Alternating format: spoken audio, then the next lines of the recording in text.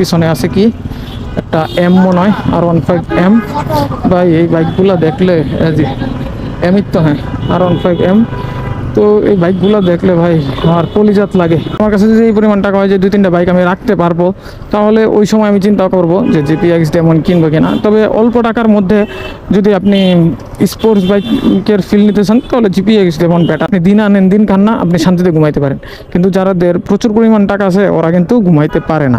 কেন ঘুমাইতে পারে না? টাকার চিন্তা। হাতের ঝিল অবশ্য কোনো সময় আসি নাই একবারও, বাট হাতের ঝিলে অনেক ঘোরাফেরা করছি। তো হাতের ঝিলে কোনো সময় আমি ঘুরতে আসি নাই। গাইজ আজকে আসি একটা সুন্দর একটা জায়গায়, সুন্দর একটা প্লেসে আসি, হচ্ছে হাতির ঝিলের রাস্তায়। তো অলরেডি বাজতেছে কয়টা, 12টা 28। তো যাব একটু মোহাম্মদপুরের এদিকে, বাট এই জন্যই বের হওয়া। বাট গুলশান আসছিলাম, গুলশান থেকে একটু বের হয়েছি কাজের উদ্দেশ্যে। এখানে ক্যামেরাটা সেট করলাম, যাব মোহাম্মদপুরের এদিকে। মোহাম্মদপুর যাওয়ার রিজন হচ্ছে যে বড় ভাই একটা জিনিস দিছে, ওইটা নিয়ে যেতে হবে। তো সেই জন্য। আর আবহাওয়াটা মোটামুটি ভালোই আছে, মোটামুটি খারাপ না। কারণ মাঝে মধ্যে দেখা যাচ্ছে ওই মেঘলা হচ্ছে, ওই রোদ্র উঠতেছে, মানে সকাল থেকেই এরকম করতেছে। হাতির ঝিল এই রাস্তাটা আমার কাছে পার্সোনালি অনেক ভালো লাগে, কারণ এই রাস্তাটা সবসময় মোটামুটি ফাঁকাই থাকে, জামজট থাকে না। মাঝে মধ্যে এই জায়গাটা জাম থাকে। আর রাস্তার মধ্যে যে গাছগুলা বসন্তকাল আসছে, বসন্ত, তারপরে মনে করেন যে এই যে গাছের পাতাগুলা নতুন ফুটছে, ফুলগুলা নতুন ফুটছে, লাল ফুল, এটি কৃষ্ণচূড়া না কি ফুল বলে, মেবি আমি শিওর বলতে পারতেছি না এটি কি ফুল বলে, কৃষ্ণচূড়া বা একটা কিছু হবে। যেটা হোক, এই ফুলগুলোও মনে করেন যে গাছের নিচ দিয়ে ছায়া ছায়া আছে, জিনিসটা অবশ্য ভালোই লাগে। আর মনে করেন যেহেতু এই হাতির ঝিলে আছে, পানি আছে, তো সেই জন্য মনে করেন এই বাতাসটা একটু ঠান্ডা ঠান্ডা, গরমটা কম আছে হাতির ঝিলে, এই জিনিসটা একটু ভালো লাগে। আর মোহাম্মদপুর যাব, এই বড় ভাইয়ের এই জিনিসটা দিব, দিয়ে তারপরে কি করব জানি না, তারপরে হয়তো বা বাসার দিকে চলে যাব। বাট রাস্তাটা দেখছেন কি জোস, কি জোস, অস্থির লেভেলের লাগে। আর ইদানিং কিছুদিন ধরে একটা ভিডিও দেখতেছি, একটা না বেশ কয়েকটা ভিডিও দেখতেছি, যে AI মামলা সিস্টেম করছে। অনেকের মন্তব্য যে AI মামলাটা আসলে ঠিক না, এটা কেউ তো হঠাৎ করে বুঝবে না। আর কেউ তো, হ্যাঁ এটা বাস্তব কথা, হঠাৎ করে কেউ বুঝবে না, এটা বুঝাতে হবে অনেকেরই, ওটা স্বাভাবিক বিষয়। তো AI মামলাটা আসলে এটা অনেক জায়গায়, যেমন গুলশান একে মনে হয় মেবি AI ক্যামেরাটা মানে সেট করছে, যতটুক আমি মানে ধারণা নিতে পারছি। আরও বিজয় সরণি আরও বেশ কয়েকটা জায়গায় সেট করছে AI মামলাটা। যদি আপনি যত বড় লেভেলের লোকেই হন না কেন, আপনার মামলা নিতেই হবে, মামলা খেতেই হবে। যে মনে করেন একটা উচ্চ লেভেলের বা কোনো নেতা পেতা যে চাইলো আমি মানে একটু দাপট টাপট দেখায় ছুটে যাব, যে একজন পুলিশ আটকাইলে, তো এটা আর হচ্ছে না। এটা মনে করেন অটোমেটিক মামলা আপনার চলে যাচ্ছে আপনার বাসায়। আর দ্বিতীয় কথা হলো যে এই যে সিস্টেমটা আসলে ভালো একটা জিনিস, যে পুলিশের যে হয়রানিটা হইতে হয়, পুলিশের যে মনে করেন সাধারণ জনগণের সাথে ঝামেলা সৃষ্টি হয়, এই ঝামেলাটা আর হবে না। এই ঝামেলাটা মোটামুটি শেষ বলতে পারেন, শেষ হয়ে যাবে। মানে বাংলাদেশের প্রত্যেকটা জায়গায় যদি মোটামুটি এরকম সিস্টেম করে যে AI মামলার সিস্টেমটা, তাহলে আমার মনে হয় যে আমার মতে ভালো হবে। কারণ সবাই আইন বা আইন নিয়ম মেনে চলবে, নিয়ম কেউ ভঙ্গ করবে না। ওরে সাদা ফুল আছে আবার। আসলে রাস্তাটা অনেক জোস, অনেক জোস, অনেক ভালো লাগে। হাতির ঝিল অবশ্য কোনো সময় আসি নাই একবারও, বাট হাতির ঝিল দিয়ে অনেক ঘোরাফেরা করছি। তো হাতির ঝিলে কোনো সময় আমি ঘুরতে আসি নাই, তবে একদিন মাঝখানে আসবো ঘুরতে। বাট আমার না আসলে এই যে মানুষ লোক সংখ্যা বেশি থাকলে না আসলে ভালো লাগে না, সেই জন্য আমি মানে এই হাতির ঝিলে আসি না। কারণ শুক্রবারে তো মানুষ লোক সংখ্যা অনেক বেশি থাকে, সেই জন্য আসা হয় না। আচ্ছা, যেটা বলতেছিলাম, এখন AI মামলাটা আসলে যেটা করছে এটা ভালো করছে আমার মতে। আর অন্যদের মতে আমি জানি না যে তাদের মধ্যে কীরকম কি, তাদের মতে কি ভালো করছে না করে নাই। তবে ভাই কি জানেন, এটা আসলে একটা জিনিস করার দরকার ছিল, ওটা হচ্ছে যারা মানে প্রথম প্রথম এটা হঠাৎ করে দিতেছে, একটা নো পার্কিংয়েও যদি গাড়ি রাখে, এই পার্কিংয়ের নামে মামলা হয়ে যাবে। ওটা আমি যতটুকু জানি। ওই ফুলগুলা তো অস্থির ভাই, লাল ফুলগুলা, এই ফুলগুলো তো সেই লাগতেছে। এই ফুলগুলো কৃষ্ণচূড়া ফুল নাকি? আচ্ছা যাই হোক, যেটা হবে হবে। তো ওই জিনিসটা যে বোঝানোর দরকার, বুঝায় তারপরে এই মামলাটা আসলে চালু করার দরকার। তবে চালু করছে যারা, অনেকেই তো বুঝে, অনেকেই বুঝে না, অনেকেই মতামত ঠিক আছে, অনেকের মতামত ঠিক নাই। যে মামলা, যেমন আমার মতামত ঠিক আছে, আর কিছু কিছু মানুষের মতামত যে ঠিক নাই, যে ওরা বলতেছে যে হঠাৎ করে এরকম সিস্টেম বা কোনো কিছু এরকম আর কি। হাতির ঝিলে তো আসলাম, বাইকটা তো ভালোভাবেই চালাইছি, বাট এখন তো এদিকে বিজয় সরণির দিকে যে বের হবো, এই জায়গাটা তো মোটামুটি একটু প্যারা খাইতে হবে, একটু জামজট ঠেলতে হবে, কোনো ব্যাপার না। কারণ জামজট না ঠেললে আসলে জীবনটা কীরকম কীরকম হয়ে যায়। আর ঢাকা শহর যদি আপনি বাইক চালান, যদি জামই না ঠেলেন, তাহলে আপনি কি বাইক চালাইলেন? ঢাকা শহর একমাত্র ফাঁকা থাকে কবে জানেন? আমার যতটুকু ধারণা, ঈদের সময়। ঈদে ছাড়া মনে হয় না যে ঢাকা শহর ফাঁকা থাকে। আর সবসময়ই ব্যস্ত শহর থাকে, সবসময় একটা ব্যস্ত নগরী থাকে ঢাকা শহরটা। তো যাই হোক, এখানে সিগন্যালটা পাই নাই, পাইলে তো 10 মিনিট দাঁড়ায় থাকতে হইতো। এই রোদ্রের মধ্যে দাঁড়ানোটা খুব কষ্টকর ভাই, এই সিগন্যাল টিগনাল একটু প্যারা হয়ে যায়। আমার বাইকটা নিয়ে একটু যাই ঝামেলায় আছি। আমার বাইকটা আসলে একটু কাজ করানোর দরকার। বাইকটা আমার হ্যান্ডেলটা একটু চেঞ্জ করতে হবে। হ্যান্ডেলটা মানে 1-2 বার অ্যাক্সিডেন্ট করছিলাম, তো সেই জন্য একটু বাঁকা হয়ে গেছে। এখন হ্যান্ডেলটা মোটামুটি একটু চেঞ্জ করা আমার মনে হয় দরকার হয়ে গেছে, ইমার্জেন্সিতে চেঞ্জ করাটা দরকার হয়ে গেছে। কারণ হ্যান্ডেলটা যদি চেঞ্জ না করি, তাহলে বাইক চালায় মজা পাচ্ছি না আসলে। তো বাইকের একটা সার্ভিসও দিতে হবে। তো সার্ভিসটা হয়তো বা ঈদের আগে আগে দিব, কারণ ঈদে মনে হয় কোনো জায়গায় বলতে ঈদে এক জায়গায় যাওয়ার ইচ্ছা আছে। এক জায়গায় বলতে আমার এলাকায় হচ্ছে দুর্গাপুর, বাট এলাকা দুর্গাপুর না, আমার বাড়ি নেত্রকোনা, বাট এলাকা বলতে দুর্গাপুরের দিকে যাওয়ার ইচ্ছা আছে। বাট আমার মামাতো ভাই যারা আছে, ওরা একটু জোর করে ধরছে যে একটু দুর্গাপুর যেতে হবে, ওই জন্য একটু দুর্গাপুর যাওয়া লাগবে আর কি। এর আগে একটা সার্ভিস দিতে হবে, তবে অনেক দিন ধরে সার্ভিস দেওয়া হয় না এই বাইকটা। তবে আমি চিন্তা ভাবনা করছি এই বাইকটার পিছে একবারে একটা সার্ভিস দিব, ভালো করে একটা সার্ভিস দিব। যেমন ক্লাস কেবল, অ্যাক্সেলেটার কেবল, এইগুলা মোটামুটি সব কিছুই চেঞ্জ করা দরকার, চেঞ্জ করতে হবে। সেই জন্য একবারে এইগুলা চেঞ্জ করব। তো এই চিন্তা করে এখনও সার্ভিস দিতেছি না, আস্তে আস্তে চালাচ্ছি যতটুকু চলতে পারতেছি।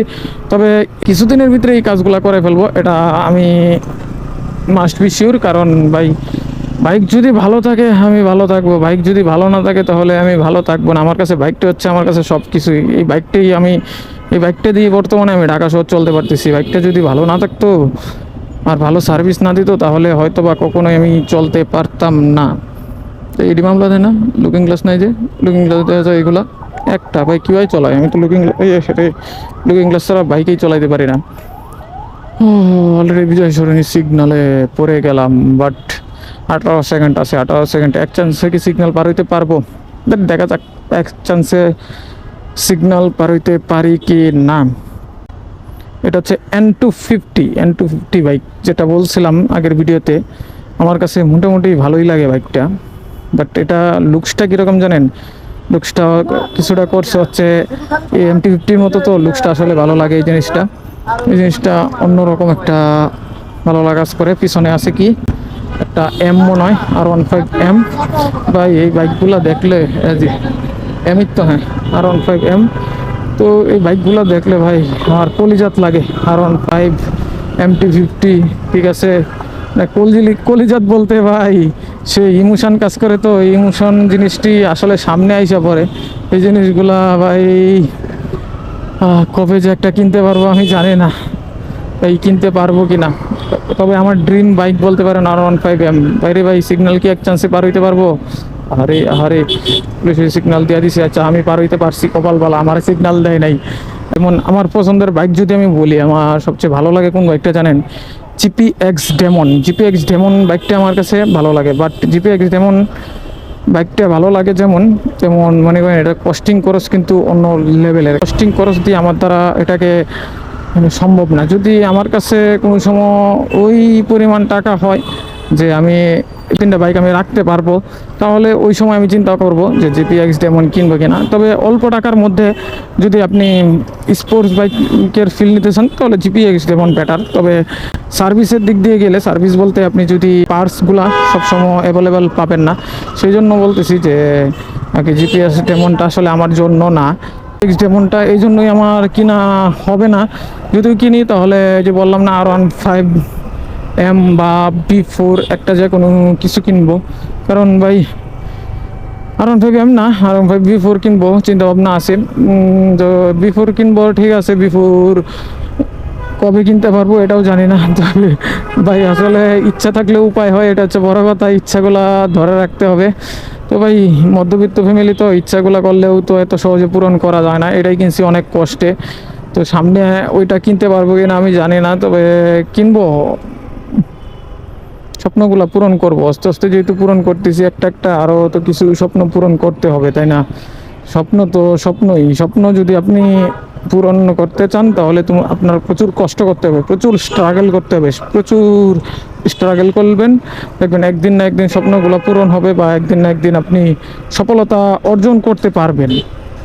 তো আমারও এরকম, যে আমার নিজের প্রতি নিজের একটা কনফিডেন্স আছে বা বিশ্বাস আছে, যে আজকে না হোক আর 2 বছর পর বা 3 বছর পরে হইলেও আমি আমার ইচ্ছাগুলা পূরণ করতে পারবো। ওই বিশ্বাসটা আমি আমার মধ্যে রাখতে পারি, কারণ ওই কনফিডেন্সটা আমি রাখতে পারি। যদি মাঝখানে কোনো কিছু না হয়ে যায় তাহলে অবশ্যই একদিন না একদিন তো হবে, 2 বছর পর হোক 3 বছর পর হোক, একদিন না একদিন তো হবে। বাট দেখেন লাইফে কি আছে, লাইফে কি করবেন, এত টাকা পয়সা দিয়ে কি করবেন লাইফে?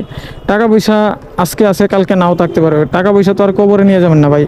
নিজের ইচ্ছাগুলা, নিজের শখগুলা, নিজের যা আছে এগুলো যদি আপনি পূরণই না করতে পারেন, ঠিক আছে, টাকা পয়সা টাকা সত্ত্বেও, তো তাহলে এই টাকা দিয়ে কি করবেন? আসলে কিছু কিছু মানুষ দেখবেন কি করে জানেন, যে চিন্তা করে যে টাকাটা এই যে অনেক কিছু, এই টাকাটা থাকলে আর কিছু লাগবে না। হ্যাঁ, টাকাটা হচ্ছে অনেক কিছু ভাই, অনেক কিছু, কিন্তু আপনি যদি আপনি একটু সুখ পেতে চান, আপনি যদি একটু সুখ অনুভব করতে চান, ঠিক আছে, ওই টাকায় কিন্তু সুখ আপনার অনুভব করাবে না, টাকায় কিন্তু সুখ দেয় না, ওটা আপনার বুঝতে হবে। টাকা যদি সুখ দিত তাহলে এই যারা এই এত এত বিল্ডিং বানাইছে বা এত এত টাকার মালিক, ঠিক আছে, টাকায় যদি সুখ দিত, এত এত টাকার মালিক, তাহলে ওরা তো সুখী থাকতো। আসলে একটা কি জানেন, যাদের প্রচুর পরিমাণ টাকা আছে, কোটি কোটি টাকা আছে, ওরা কিন্তু শান্তিতে ঘুমাইতে পারে না। আপনি দিন আনেন দিন খান না, আপনি শান্তিতে ঘুমাইতে পারেন, কিন্তু যাদের প্রচুর পরিমাণ টাকা আছে ওরা কিন্তু ঘুমাইতে পারে না। কেন ঘুমাইতে পারে না? টাকার চিন্তা, ওই চিন্তা। কিন্তু আপনি দিন আনতেছেন দিন খাইতেছেন, আপনি শান্তিতে ঘুমাইতে পারতেছেন। টাকা পয়সাটা সুখ দেয় না, আমি বললাম না? আপনি চিন্তা করে দেখেন, আপনি একবার মনে মনে শুয়ে শুয়ে ভাইবেন তো, যে আসলে টাকা পয়সা কি সুখ দেয় না দেয় না। আপনি ওই জিনিসগুলো একটু চিন্তা করবেন, মাথা নিয়ে খেলবেন, তাহলে আপনি নিজে নিজে রিয়েলাইজ করতে পারবেন আসলে টাকা পয়সায় সুখ আছে কি না। হয়তো আমার কথাটা কারো কাছে খারাপ লাগতে পারে, তো বা কারো কাছে ভালো নাও লাগতে পারে, তো এতে আমার কিছু করার নাই। কিন্তু যেটা বাস্তব কথা ভাই, ওইটা বলে দিলাম, যেটা বাস্তব ওইটাই বলে দিলাম, যে টাকা পয়সায় কোনো সময় সুখ আপনাকে এনে দিতে পারবে না, এটা মাথায় রাখবেন। আসলে কথার মধ্যে কথা অনেকগুলো আইসা পড়ে, সেই জন্য কথাগুলো বলি আর কি। তো কথাগুলো না বললেও ভালো লাগে না, তো সেই জন্য কথাবার্তা বলি। লাল গাড়ি 1 2 3, ও 3টা না 2টা, লাল লাল টকটকা লাল, লাল না এটা কি কালার বলে, যাই হোক, গাড়ির তো আর এত নাম জানি না, নয়তো বা বলতে পারতাম গাড়ির নামগুলা। তো এখন কথা হচ্ছে যে আসলে এই জিনিসগুলা মাথায় রাখবেন, আর কোনো সময় যে নিজের শখগুলারে বিসর্জন দিবেন না, নিজের ইচ্ছাগুলারে বিসর্জন দিবেন না। সবসময় চিন্তা করবেন যে ইচ্ছাগুলা পূরণ করি, লাইফে কি আছে না আছে, এরকম চিন্তা করে আপনি চলাফেরা করবেন। আর লাইফে টাকা পয়সা নাথিং ভাই। এই টাকা পয়সা আজকে আছে কালকে নাই। আজকে যদি মারা যান, ঠিক আছে, কালকে তো এই টাকা পয়সা সাথে নিয়ে যেতে পারবেন না, তাই না? তো এই কথাগুলাই আর কি বলতেছি। আর বাইকের বিষয়টা হচ্ছে, বাইক তো কিনবই 8 পিস, তবে কবে কিনবো এটা বলতে পারতেছি না, তবে যেদিন কিনবো, ঠিক আছে, এদিন আপনাদেরকে জানাবো অবশ্যই যে বাইক কিনতেছি ফাইনালি, বা স্বপ্ন একটা পূরণ হচ্ছে, এরকম কোনো কিছু জানাবো। আর আপনাদেরকে এরকম বলে রাখি, কারণ আমার সারপ্রাইজ দেওয়ার মতো কিছু নাই ভাই। আমি হচ্ছে সাধারণ একজন মানুষ, আমি সারপ্রাইজ দিব কারে? সারপ্রাইজ দিব ভাই, নিজের জিনিসটা নিজেই সারপ্রাইজ হইলাম যে একটা বাইক কিনলাম, এই এতটুকুই আর কি। কথা বলতে বলতে আপনাদের সাথে মোহাম্মদপুর চলে আসছি। তো এখন মোহাম্মদপুর এই কাজটা সারি, আর কি করব, কাজটা সেরে তারপরে আর চলে যাব। তবে অনেক বকবক করলাম, অনেক কথাই বললাম, জানি না আপনাদের কাছে কেমন লাগছে কথাবার্তা বলা। যদি ভালো লাগে তো ভালো, ভালো না লাগলে তো কিছু করার নাই। তো আজকের ভিডিওতে এখান থেকে বিদায় নিতে চাইতেছি। আজকের ভিডিওটা এ পর্যন্তই। যদি ভিডিওতে কোনো কিছু ভালো লাগে প্লিজ একটা লাইক করে দেবেন অ্যান্ড সাবস্ক্রাইব করে দেবেন। দেখা হচ্ছে আবারও এমন কোনো ভিডিও নিয়ে। সে পর্যন্ত সবাই ভালো থাকবেন, সুস্থ থাকবেন, টাটা।